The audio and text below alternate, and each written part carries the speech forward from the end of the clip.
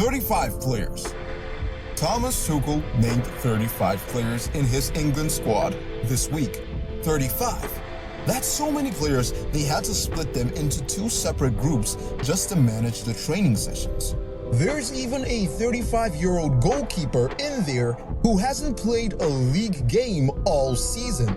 And somehow, Trent Alexander-Arnold didn't make it. Now, on its own, that's already one of the most baffling squad decisions in recent England history. Trent is fit, Trent is playing, Trent is starting for Real Madrid, one of the greatest clubs on earth, and Tuchel left him out of a squad so big it basically qualifies as a small army. But that's not even why you clicked on this video. You clicked because of the photo. The photo that dropped over the weekend and within hours had 1 million views, hundreds of thousands of comments, and football Twitter in the kind of meltdown you only see maybe once or twice a season. A photo claiming to show Thomas Tuchel, England manager, 52 years old, on holiday, relaxed, looking very comfortable, and sitting next to him, a woman that fans recognized immediately, Iris Law, model, Dior ambassador, daughter of Jude Law, and the part that made the internet completely lose its mind, the ex-girlfriend of Trent Alexander-Arnold. The same Trent Alexander-Arnold that Tuchel had just knifed out of the England squad. He took her and his World Cup spot. Tuchel really said, "I'll have both." This is actually a movie. That was the comment section, and honestly, you can see why. Now, I'm going to tell you the full truth about that photo because there is a truth to tell, and this channel doesn't do misinformation. But I promise you, even when you know the full story, this situation is still absolutely wild. Because the real scandal, the squad snub, the quotes Tuchel said at the press conference about the players he picked instead of Trent, that stuff is jaw-dropping on its own. First, Iris Law, daughter of Jude Law and Sadie Frost. She signed with IMG Models, the same agency that repped Heidi Klum and Giselle. And she is a genuine face of Dior and Guess jeans. She's not just a celebrity kid riding a famous surname. She has built her own career. She and Trent were first linked in May 2024, spotted together in Notting Hill. Walking around Portobello Road, they met through Guess jeans, both brand ambassadors. She flew out to Germany to support him at the Euros. She met his family. It looked very real. Then, September 2024, it's over. No drama, no big fallout. Sources said Iris is a career woman who wasn't about to put her life on hold to be a wag, while Trent settled into Madrid. They stayed on good terms. He moved on, she moved on.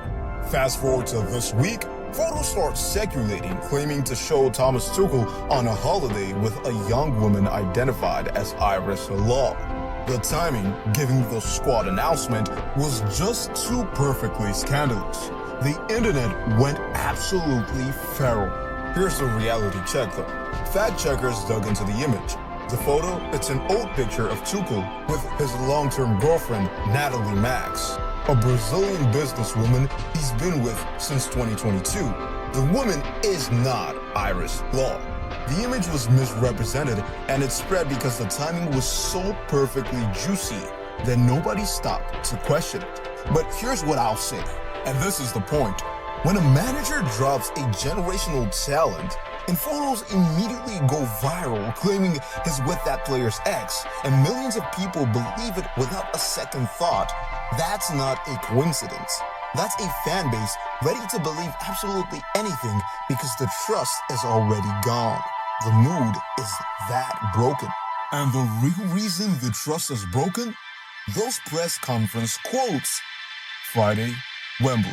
Tuchel stands up to explain himself, and what he said is both completely calm and absolutely infuriating depending on where you stand. He starts, "I know that it's a tough decision for Trent, as it is for Ollie Watkins and Luke Shaw. These tough decisions come with the job. Fine, okay, manager stuff. But then he names the players he's chosen over Trent at right back. And I need you to really hear these names.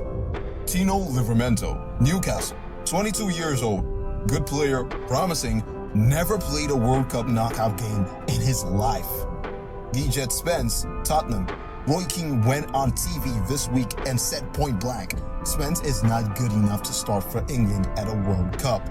Roy Keane, not the most emotional man on the planet. He said it flatly like it was just an obvious fact. And then, Jarrell Kwanzaa. Now, I need you to understand this. Jarrell Kwanzaa is a center back. He plays in the middle of defense. For his club in Germany, he is not a right back. He has barely played at right back in his professional career. And Tuchel, in his own words, at the press conference said, it is a sporting decision to stick with Kwanzaa, Livramento, and Spence, who can all play for us in the right full-back position. A center-back, chosen ahead of Trent Alexander-Arnold, who has 67 assists as a right-back and is currently starting for Real Madrid. When asked what these players have that Trent doesn't, and this is the quote that really got people, Tuchel said, a slightly different profile, I would say. A slightly different profile. That's it. That's the explanation. No stats, no tactical breakdown, just a slightly different profile. And then when TalkSport called him on it and asked whether Trent's World Cup dream was over, whether he'd even called Trent to let him know, Tuchel said he had not yet spoken to him, and when pressed further, I don't know.